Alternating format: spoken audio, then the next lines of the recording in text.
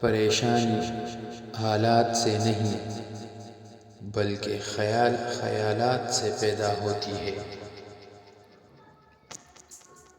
رفاقتوں کے فیض اعتماد سے ہے۔ بد اعتماد انسان نہ کسی کا رفیق ہوتا ہے اور نہ اس کا۔ محبت پھیلے تو پوری کائنات اور سمٹے تو ایک قطرہ خون۔ جن لوگوں نے مشکلات کا بیان لوگوں کے سامنے کیا، دراصل انہوں نے اپنے مشکلات میں اضافہ کیا۔ ہم دوست چھوڑ دیتے ہیں، بحث نہیں چھوڑتے۔ ہم مباحثہ جیتنے کی تمنا میں اپنا ساتھی ہار بیٹھتے ہیں۔